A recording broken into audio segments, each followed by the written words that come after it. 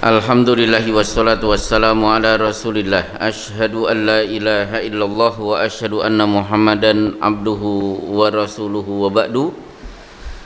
Kembali kita hadiri majelis ilmu, majelis membahas tentang makhluk dan perkara terbaik di sisi Allah.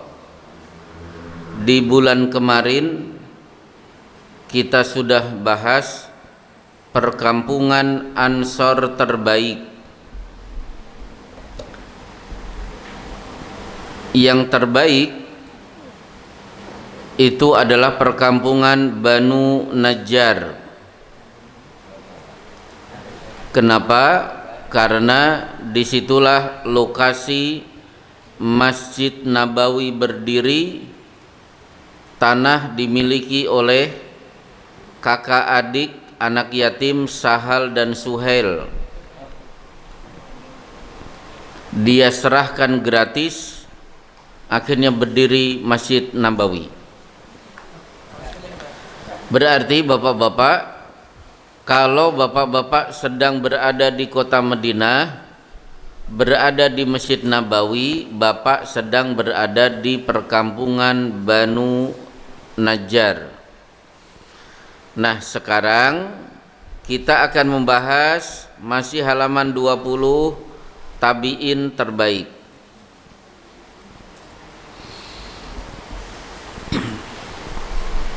Sebagaimana yang dulu pernah saya sampaikan, ada istilah sahabat, tabi'in, dan tabu tabi'in.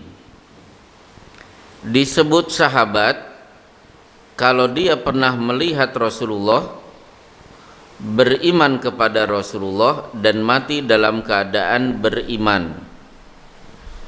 Tiga unsur ini wajib dimiliki kalau ingin disebut sebagai sahabat.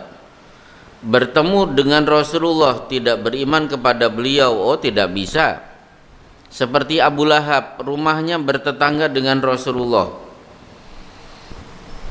Atau dia bertemu Rasulullah, beriman kepada Rasulullah, ternyata matinya murtad, seperti Ubaidillah bin Jahsy, malah masuk Kristen. Berarti tidak bisa disebut sahabat.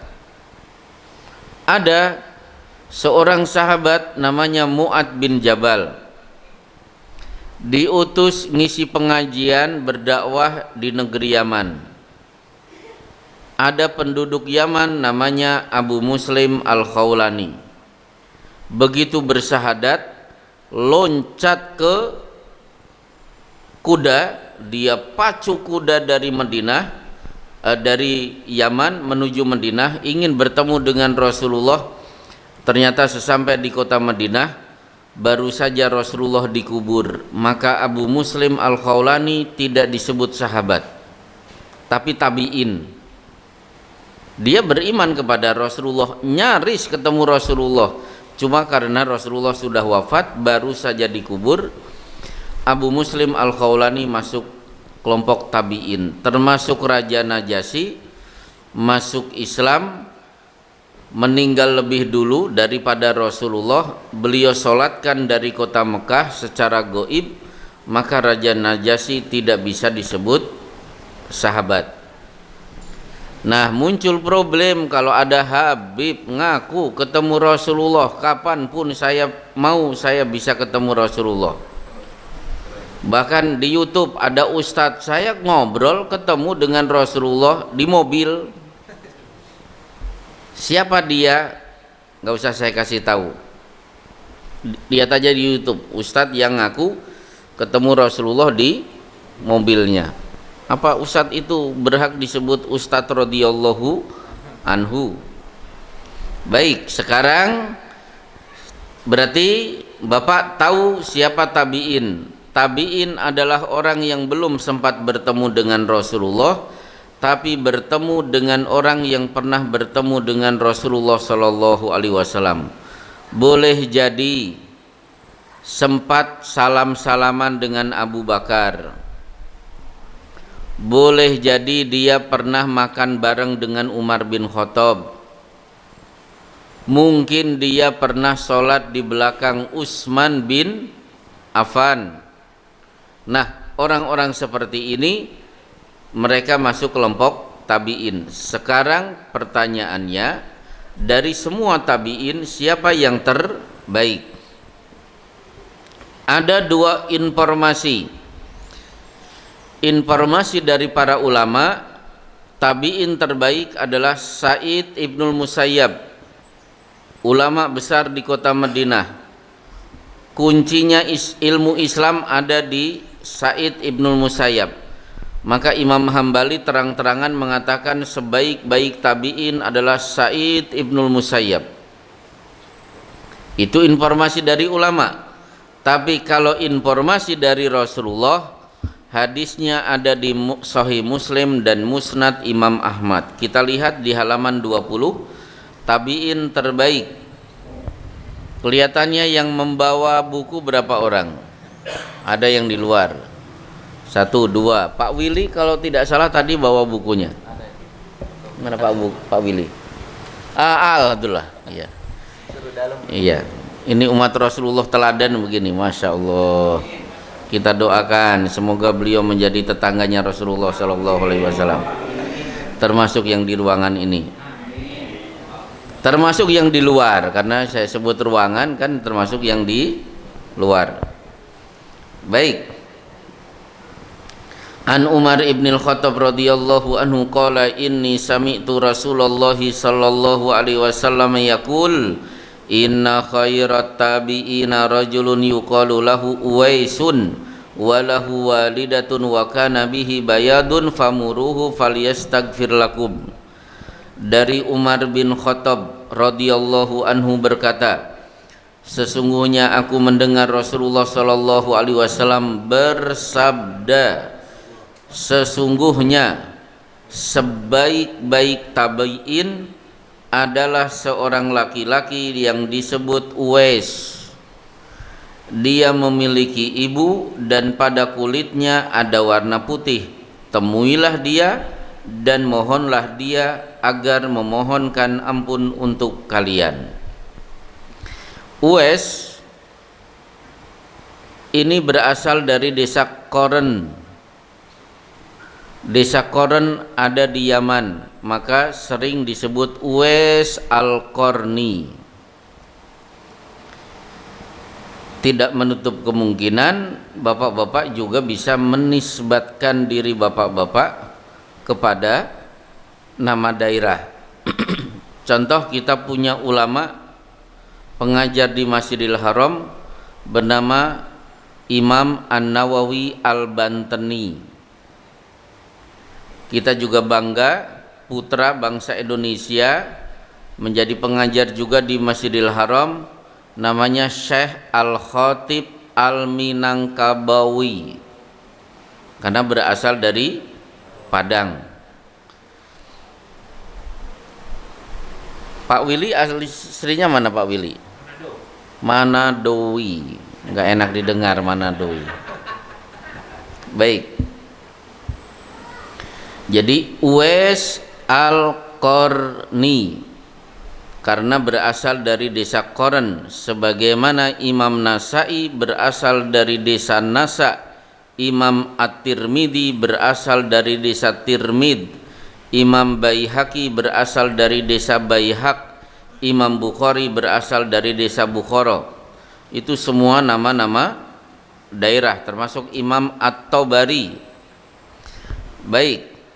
Nah, sebaik-baik laki-laki adalah Uwais. Kenapa? Rasulullah langsung menyebut dia memiliki ibu. Kita buka penjelasan para ulama, ternyata dia adalah anak yang sangat bakti kepada ibunya.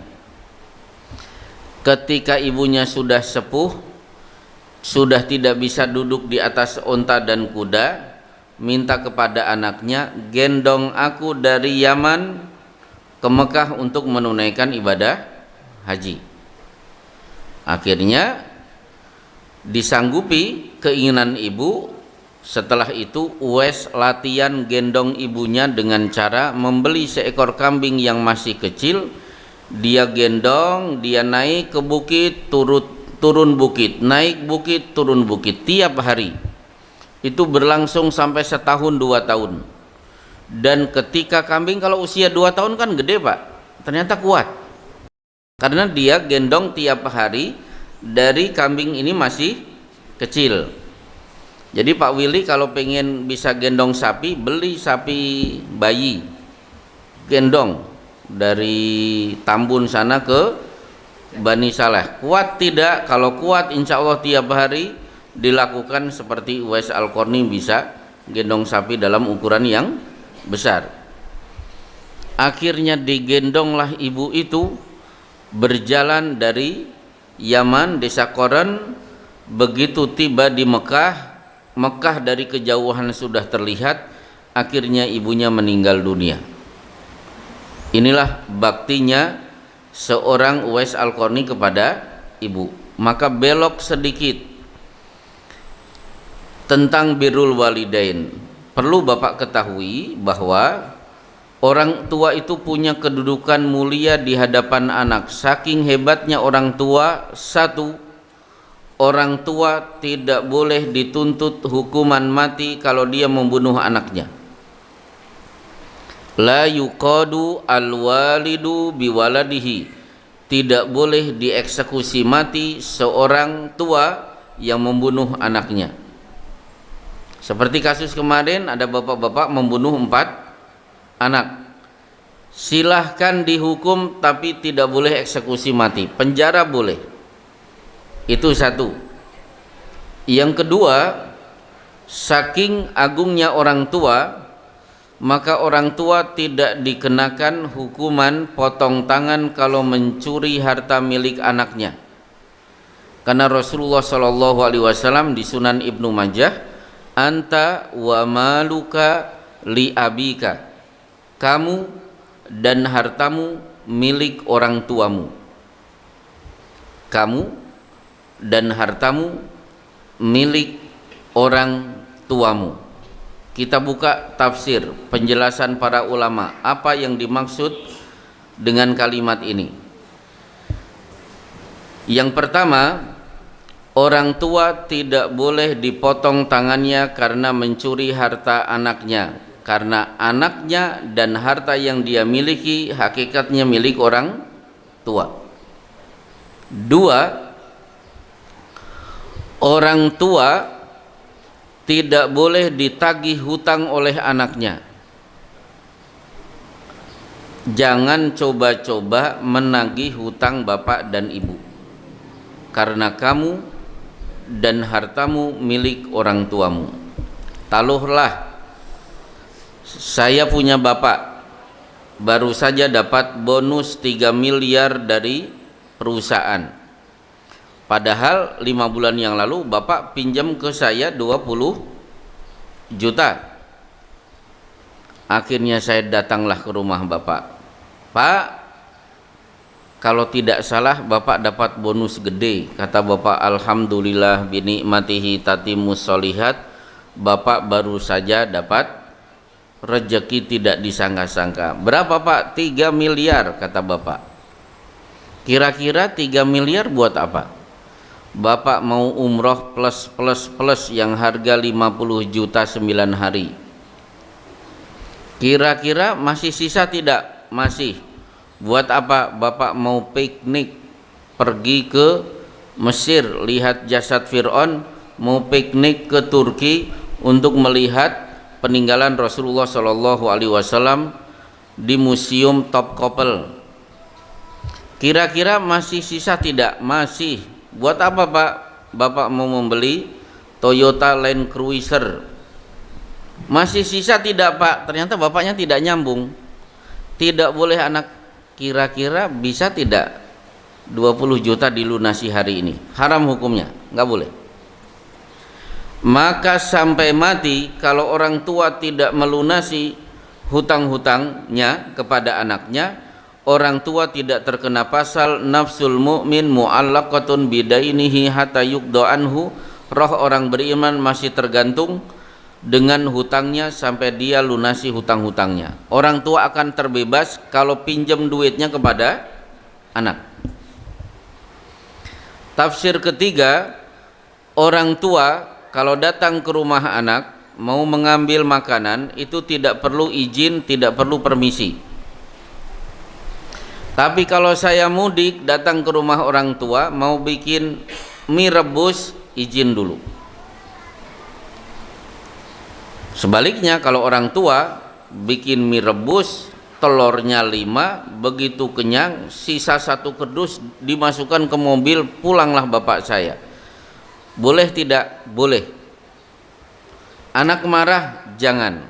Kamu dan hartamu milik orang tuamu. Termasuk dengan hadis ini anak bisa bersedekah atas nama orang tua. Ya Rasulullah, afalaha ajrun inta sodaktu alaiha, apakah ibu saya dapat pahala kalau saya bersedekah? Dengan berharap pahalanya disampaikan oleh Allah kepada ibu. Dijawab na'am. Baik, itulah saking hebatnya orang tua. Orang tua tidak dikenakan hukum potong tangan karena mencuri harta milik anak.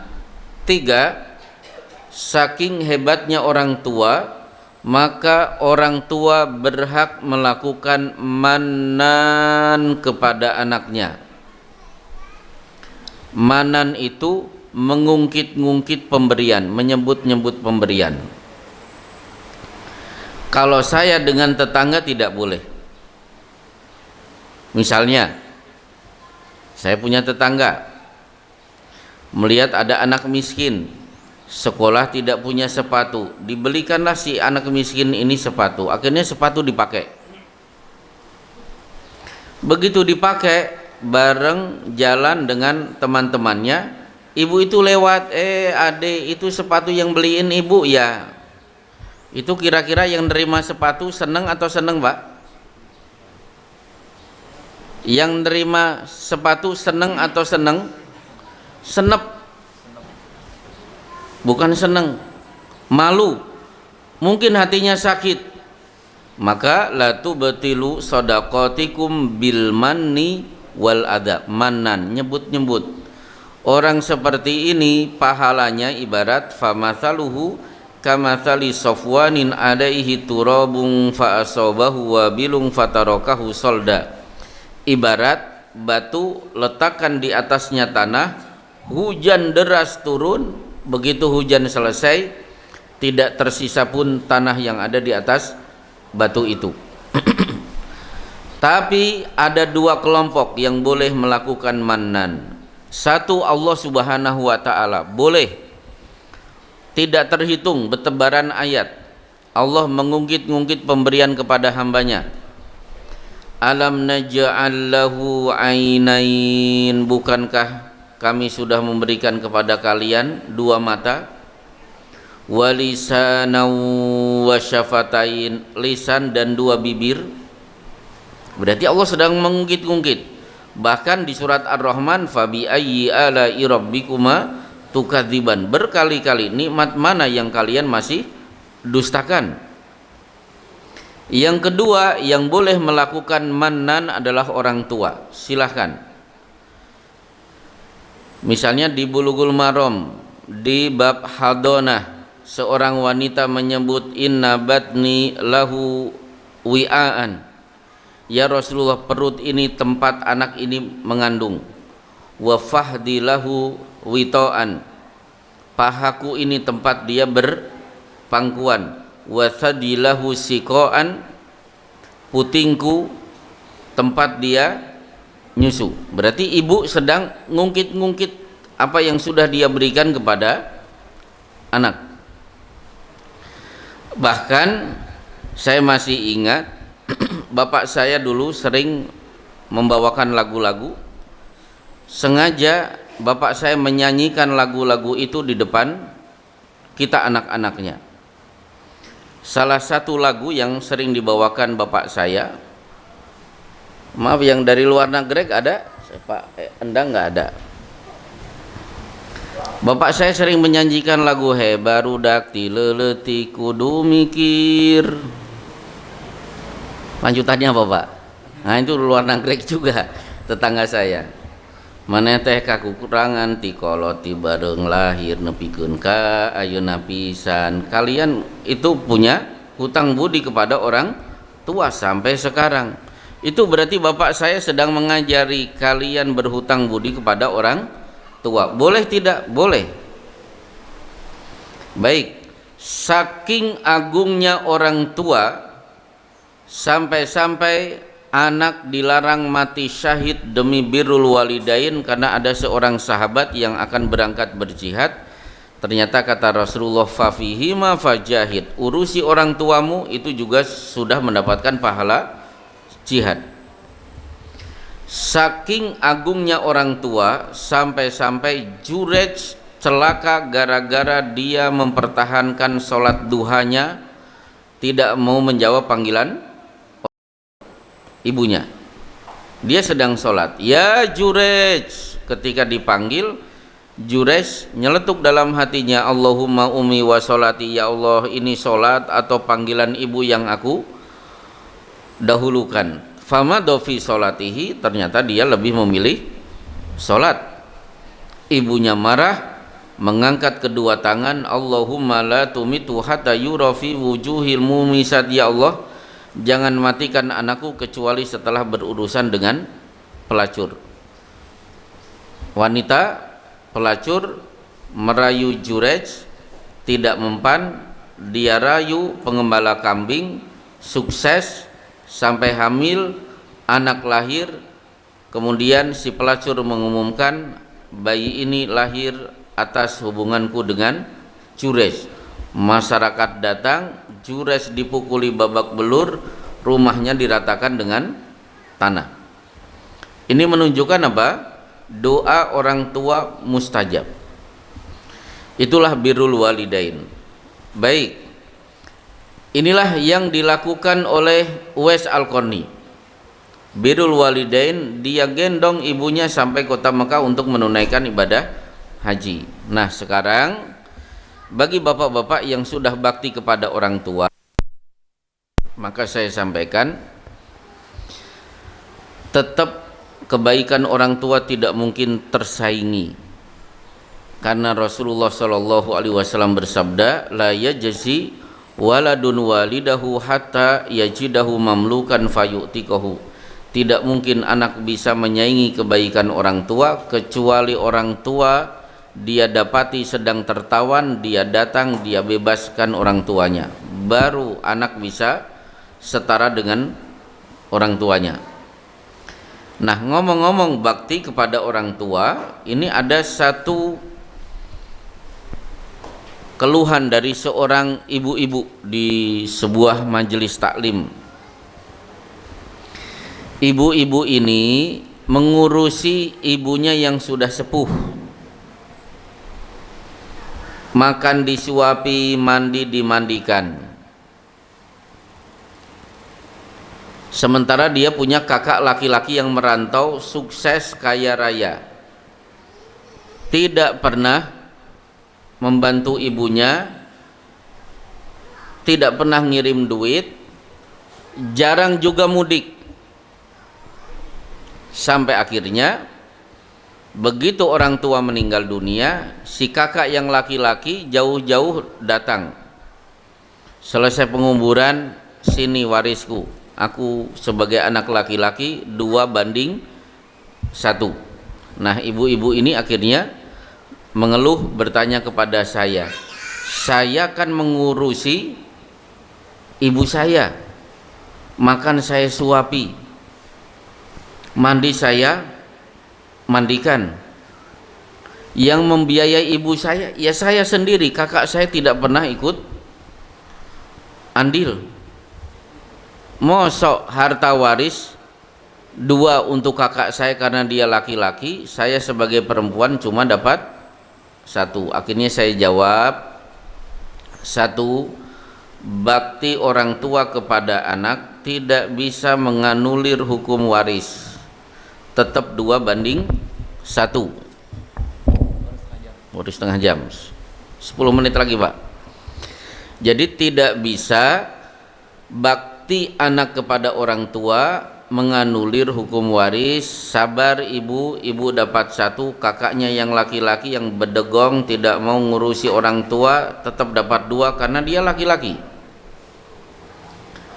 Jawaban kedua, ibu harus bersyukur dan seharusnya kakaknya yang laki-laki harusnya beristighfar. Kenapa? Karena Rasulullah pernah menghentikan khutbah beliau untuk mengucapkan amin, bukan amin ya Pak ya, amin.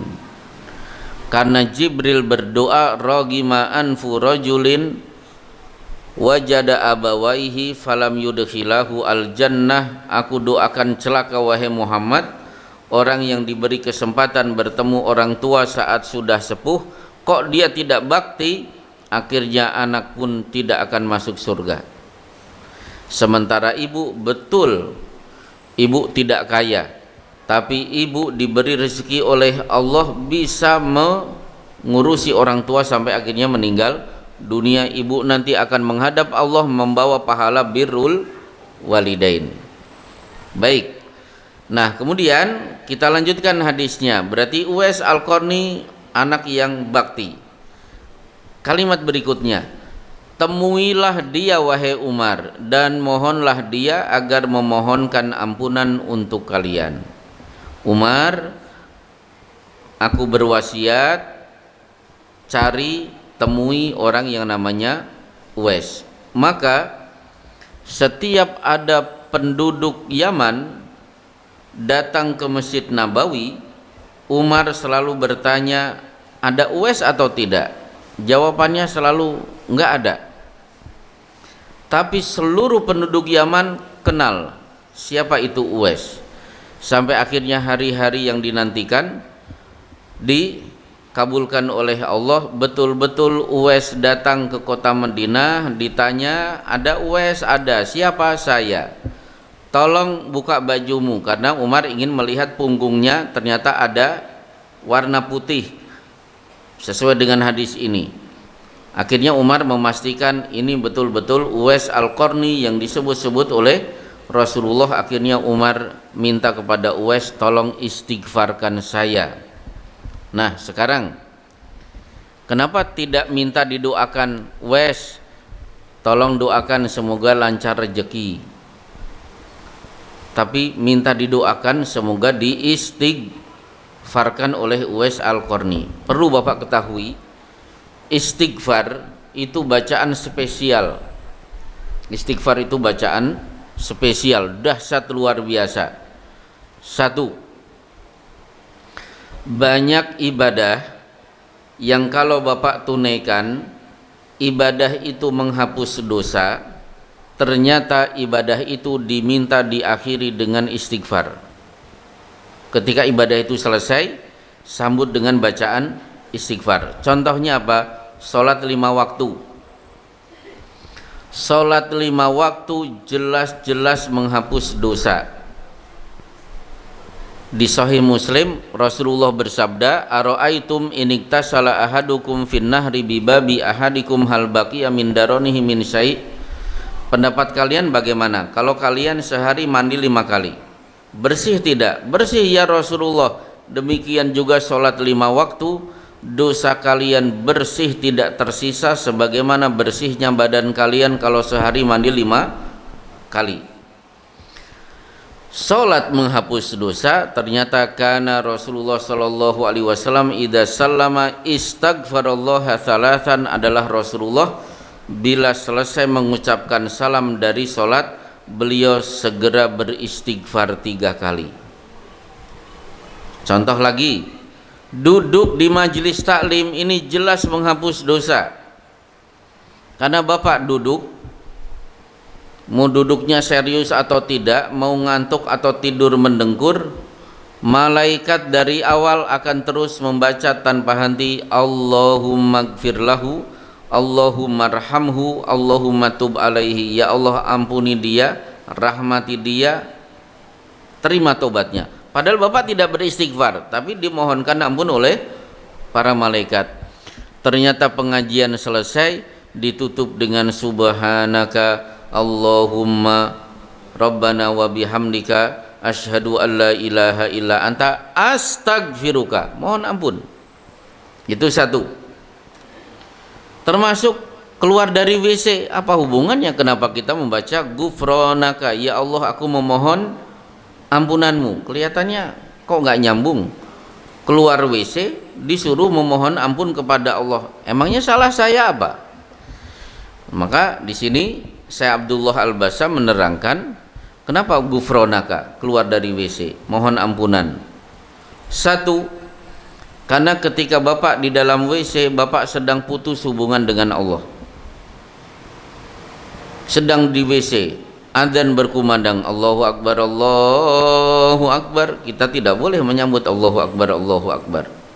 Di WC bersin, nggak ada acara alhamdulillah. Berarti kita putus hubungan dengan Allah. Maka para ulama memakruhkan berlama-lama di WC, karena semakin lama putus kita hubungan dengan Allah. Begitu keluar gufronaka, ya Allah aku memohon ampunanmu, ya Allah aku sudah memutuskan hubunganku dengan engkau. Hikmah kedua, ketika Bapak keluar dari WC, perut bersih dari kotoran, keluar WC bersih juga kita dari semua unsur dosa. Berarti bersih zahir dan batin. Yang kedua tentang istighfar, ternyata ada juga aktivitas dianjurkan diawali dengan bacaan istighfar. Contohnya apa? Ketika Bapak pergi masih di bawah subhanallah, pantat sudah ada di jok motor, alhamdulillah Allahu Akbar, subhanalladzi sakhkhara lana hada wa ma kunna lahu muqrinin. Sebelum masuk gigi satu, pastikan kita sudah membaca Rabbi dzalamtu nafsi faghfirli fa innahu la yaghfirud dzunuba illa anta. Wahai Rabbku, aku zalim, aku banyak dosa, ampuni aku karena tidak ada yang bisa mengampuni dosa kecuali engkau. Baru masuk gigi satu. Di Riyadhus Shalihin ada. Jadi pastikan sebelum berangkat kita sudah mohon ampun kepada Allah. Manfaatnya kalau terjadi kecelakaan akhirnya mengantarkan kepada kematian, berarti menghadap Allah kita sudah tidak punya urusan dosa lagi. Ketiga, ternyata banyak aktivitas diawali dan diakhiri dengan istighfar. Memulai hari dengan Allahumma anta rabbi la ilaha illa anta, Bapak baca ketika zikir ba'da subuh, mohon ampun. Setelah itu Bapak pulang, mulai aktivitas, berangkat ke kerja.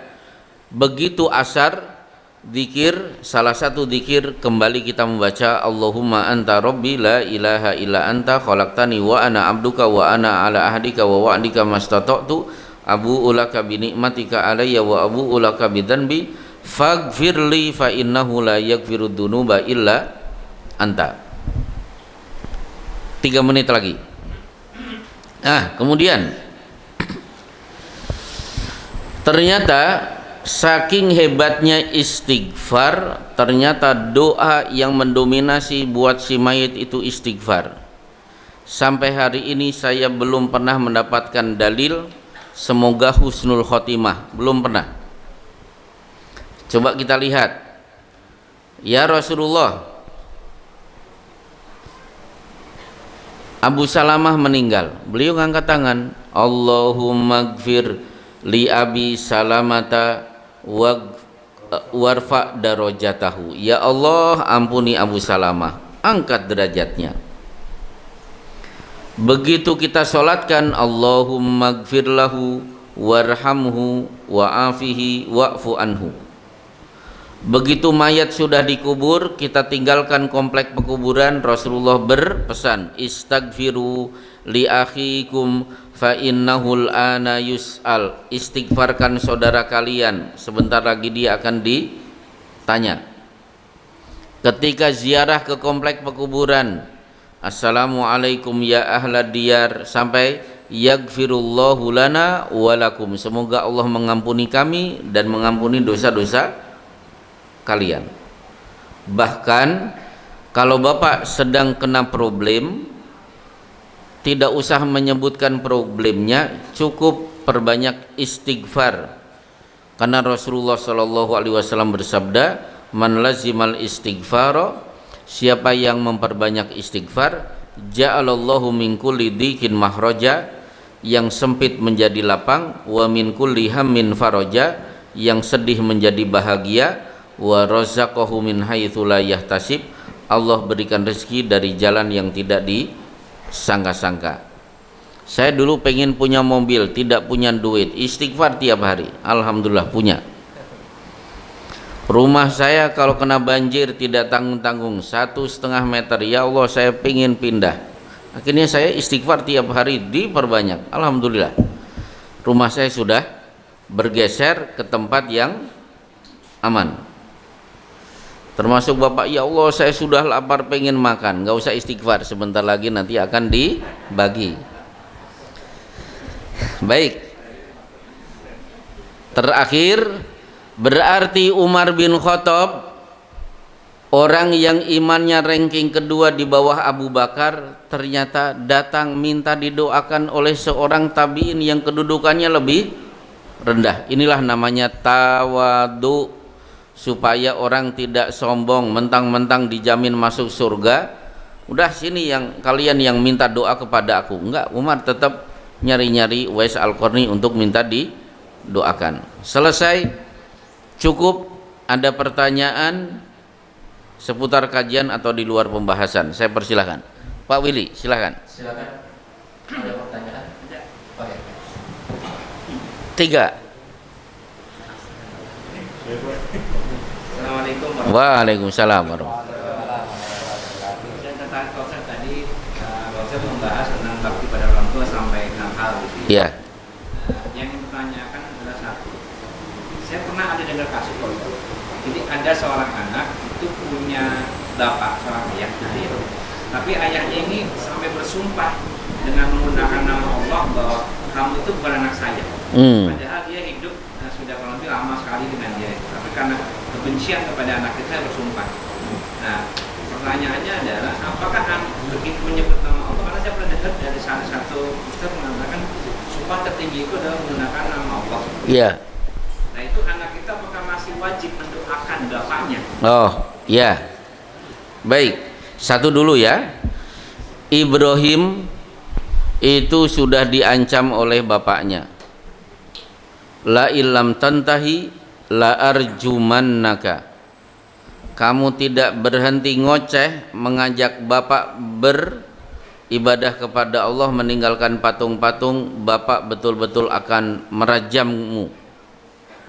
Akhirnya apa? Ibrahim meninggalkan bapaknya, sampai akhirnya Ibrahim justru bersumpah, kalau tidak dilarang aku tetap akan memohonkan ampun untuk engkau. Nah, mengenai bapaknya yang bersumpah tidak mengakui dia sebagai anaknya, maka Rasulullah Shallallahu Alaihi Wasallam bersabda, manintas man idda'a ila ghairi abihi fa alaihi laknatullahi al mutatabiati ila yaumil qiyamah. Siapa yang memutuskan nasab antara bapak dengan anak, maka dia akan dilaknat terus menerus sampai datangnya hari kiamat. Hadis ini ancaman buat anak yang tidak mengakui dia bapaknya atau bapak yang tidak mengakui anaknya. Selesai. Maksudnya ini anak ini berarti menganut itu, apakah dia tetap mendoakan? Iya, tetap mendoakan. Biarkanlah orang tua seperti itu, sebagai anak tetap mendoakan itu. Iya. Yang kedua adalah ini kasus terjadi gitu Ustaz. Nah, yang tadi Ustaz mengatakan seorang orang tua itu boleh berhak kepada anak yang menghartanya kata malaikatnya. Iya. Nah, ini ada kasus anaknya wanita, Ustaz. Wanita menikah dengan seorang pria. Wanita menikah dengan seorang pria. Benar itu, Pak? Benar. Ya. Ya, ya.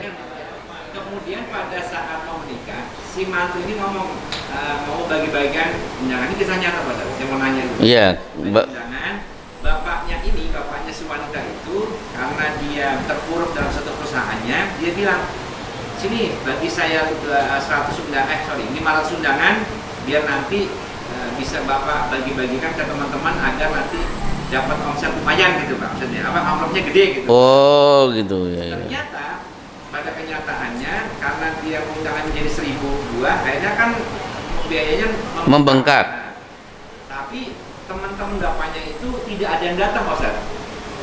Oh, tidak ada yang datang. Nah, Kasihan deh lu. Terus? Sorry nih ya. Nah, anak ini menuntut Pak Ustaz. Anak laki ini menuntut kepada bapak mertuanya hutang sebesar 200 juta. Itu pertanyaannya, apakah itu termasuk bagian daripada tidak boleh mantu hutang atau bagaimana? Karena ini mantu kasusnya Pak. Ya. Jadi gini. Hadis tentang anta wa maluka li abika itu dibidik untuk anak, bukan bidikannya kepada orang tua. Tolong sebagai orang tua jangan menjadikan hadis ini sebagai senjata. Kapanpun aku ingin, aku akan datang ke rumah anakku, ngambil mie-nya, ngambil motornya, saya jual. Salah. Saya sampaikan, anak adalah aset akhirat, bukan dijadikan ajang balas budi. Gitu ya Pak ya. Anak aset akhirat, karena hadisnya apa? Waladun solihun yad'u lahu. Anak soleh yang mendoakan, bukan anak soleh yang membalas kebaikan orang tua. Berarti anak adalah aset akhirat. Tapi kalau tadi kamu dan hartamu milik orang tuamu, itu khitabnya untuk anak, bukan untuk bapak. Kan ada hadis contoh begini, khairun nisa aisaruha mu'nah, sebaik-baik wanita kalau dinikah siap diberi mahar serendah-rendahnya. Hadis itu bukan untuk perempuan, bukan untuk pengantin laki-laki. Keenakan kalau untuk pengantin laki-laki, saya kasih ciki aja satu. Salah. Lihat hadis Qais yang memberikan mahar sebidang kebun kurma, harusnya begitu. Jadi jangan ditukar. Nah, kemudian tentang undangan ini juga saya luruskan persepsi. Saya kalau undangan, saya tetap memasukkan uang ke kotak infak, tetap yang disediakan di depan. Itu bagian dari uraf. Uraf itu hukum yang tidak tertulis. Tapi kalau menyelenggarakan acara pernikahan kemudian menarget yang saya keluarkan sekian, nanti keuntungannya sekian, itu yang salah. Yang seperti tadi, punya harapan nanti modalnya baliknya sekian. Akhirnya apa? Dihukum oleh Allah, yang diundang tidak ada yang hadir. Itu hukuman sebenarnya. Lah itulah saya gak bisa jawab, masalahnya menantu kepada mertua. Wallahu alam bisawab, saya belum berani menjawab hari ini. Ya, saya cari. Terima kasih. Ini ada titipan satu Ya. pertanyaan. Kan yang duduk di majelis taklim akan didoakan oleh malaikat. Buat kami guru yang mengajar bukan pelajaran al-Islam, Ya. apakah bisa mendapatkan kedudukan belajar yang dinaungi malaikat? Ya, baik. Jadi bagi yang punya kitab Riyadhus Shalihin, silahkan dibuka bab keutamaan majelis ilmu. Ternyata yang didoakan itu tidak hanya yang duduk di sini, termasuk orang yang duduk di luar, duduknya tidak dalam rangka menuntut ilmu, tapi duduknya karena punya urusan dengan Pak Willy, orang itu tetap dimohonkan ampun oleh para malaikat. Padahal dia duduk gak dengar pengajian, duduk mungkin mainan HP, lama-lama tidur, begitu selesai bangun, Pak Willy mana? Dia tetap didoakan para malaikat. Itu satu. Nah, bagaimana dengan guru-guru yang lain? Baik, perlu saya sampaikan, intinya muarakan kepada hadis innamal a'malu binniyat. Saya guru matematika. Pelajaran aritmetika, aljabar, itu penemunya adalah seorang ulama yang bernama Al-Khwarizmi. Jadi matematika itu peninggalan Islam loh Pak, bukan peninggalan Barat. Ternyata tabel logaritma, tangens, sins, cons, tangen itu yang menemukan adalah Al-Khwarizmi.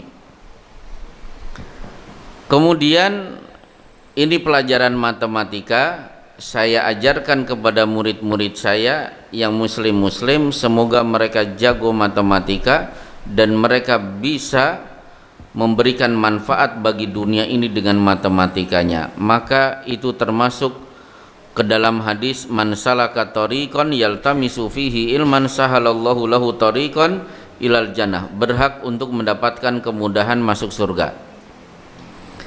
Termasuk guru IPS sejarah. Nah, ini IPS sejarah jangan dikira itu tidak dapat pahala. Terangkan saja Raja Mataram, Raja Hayam Wuruk, Patih Gajah Mada dan lain sebagainya. Terangkan itu Candi Borobudur, sejarahnya bagaimana, kemudian sisipkan nilai dakwah di situ. Candi Borobudur isinya patung-patung.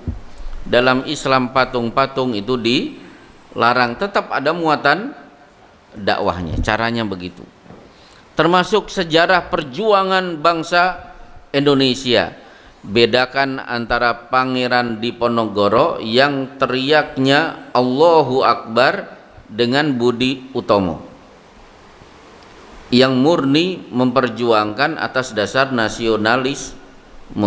Caranya begitu. Wallahu a'lam bishawab. Tadi Pak Jai mau bertanya. Waalaikumsalam warahmatullahi wabarakatuh. Tadi ada yang mengklaim bertemu dengan Rasul, bahkan ngobrol dengan Rasul, bisa di awal menyampaikan itu ya. Barangkali ini salah satu tafsir dari surah Al-Anfal 33. Wa ma kana Allahu liyu'adzibahum wa anta fihim. Wa ma kana Allahu liyu'adzibahum wa hum yastaghfirun. Atau yang kedua Al-Imran 154. Wala taqul lima yuqtalu fi sabilillah amwat bal ahya. Jadi barangkali kalau ada orang yang tadi mengaku bertemu dengan Nabi, bahkan ada satu dosen ketika dia ditanya oleh mahasiswanya, dia mengatakan, hari ini saya belum bisa jawab, nanti saya akan bertanya ke Rasulullah. Oh ya. Demikian saya. Ya, baik. Rasulullah Shallallahu Alaihi Wasallam itu ketika sudah meninggal dunia tidak ada campur tangan, tidak tahu apapun yang terjadi pada umatnya. Dalilnya innaka la tadri ma ahdatsu ba'daka. Engkau wahai Muhammad tidak tahu apa yang terjadi setelah engkau meninggal dunia. Itu satu. Secara dalil Al-Quran, Nabi Isa alaihissalam juga begitu. Ketika ditanya oleh Allah, ya Isa bin Maryam, a anta qulta linnasi ittakhiduni wa ummiya ilahaini min dunillah. Wahai Isa, anak Maryam, apakah dulu ketika kamu di dunia mengajarkan kepada umatmu Tuhan itu ada tiga, aku, ibumu dan engkau? Subhanaka ma yakunu li an aqula ma laisa li bihaq. Maha suci engkau ya Allah, tidak mungkin aku mengajarkan kecuali yang benar. In kuntu qultuhu faqad alimtah. Kalau aku ajarkan pelajaran seperti itu engkau pasti tahu. Ma qultu lahum illa ma amartani an ibudullaha rabbi wa rabbukum wa kuntu alaihim syahidan falamma tawaffaitani kunta antar raqib. Selama aku hidup di tengah-tengah mereka, aku tahu kondisi mereka. Tapi ketika engkau yang sudah mewafatkan aku, maka engkaulah yang lebih tahu tentang kondisi umatku. Tidak ada riwayat ketika perang Siffin antara Ali dan Muawiyah. para sahabat, yuk kita ketemu Rasulullah ini, kita ikut mana, Ali atau Muawiyah? Enggak ada. Termasuk ketika perang Jamal antara Ali dengan Aisyah, apakah para sahabat membaca ketemu Rasulullah Shallallahu Alaihi Wasallam? Enggak. Tidak ada satupun riwayat ketika mentok tidak ada jawaban, akhirnya mereka mendapatkan jawaban dari Rasulullah Shallallahu Alaihi Wasallam. Yang ada dalam kitab I'lamul Muwaqqi'in Ibnul Qayyim Al-Jauziyah di jilid 1, pintu itu ada pada Aisyah radhiyallahu anha. Ibnu Abbas tidak bisa menjawab, ini nggak bisa menjawab, Aisyah yang memberikan jawaban. Bahkan sering Aisyah turun tangan meluruskan persepsi-persepsi sebagian sahabat yang keliru. Selesainya oleh Aisyah. Contoh apa? Ketika Anas bin Malik dan Ibnu Abbas berkata pada peristiwa Isra Mi'raj, Rasulullah Shallallahu Alaihi Wasallam melihat Allah secara langsung. Kalau Ibnu Abbas dengan matanya, Anas bin Malik Rasulullah melihat dengan hatinya. Aisyah langsung turun tangan dan mengatakan, man qala inna Muhammadan ra'a rabbahu faqad a'dama. Siapa yang mengatakan Muhammad sallallahu alaihi wasallam pada peristiwa Isra Mi'raj melihat Tuhannya, sungguh dia telah melakukan kesalahan yang besar. Karena Allah berfirman, wa ma kana li rasulin ayyukallimahullahu illa wahyan aw min wara'i hijabin aw yursila rasula. Tidak mungkin Rasul manapun untuk mendapatkan wahyu kecuali 1 lewat bisikan, 2 lewat malaikat Jibril, atau bicara langsung tapi ada hijab seperti yang terjadi pada peristiwa Isra dan Mi'raj. Jadi mentok-mentok insya Allah Bapak masih bisa ketemu para ulama, karena Allah sudah memberikan kunci, fas'alu ahla dzikri in kuntum la ta'lamun. Bukan bertanyalah kepada Rasulullah. Apalagi dengan bacaan tertentu, ada mahallul qiyam, Rasulullah berarti hadir di sini. Coba dalam satu waktu di sini ada mahallul qiyam, di sono ada mahallul qiyam. Akhirnya Pak Misran sedang menunaikan umroh, ada di kota Madinah ziarah. Ternyata penjaganya, maaf Rasulullah sedang ada di Cibitung, nggak ada di sini, nggak usah ziarah. Wallahu a'lam bishawab. Sallallahu alaihi Muhammad wa ala alihi wasallam. Assalamualaikum warahmatullahi wabarakatuh.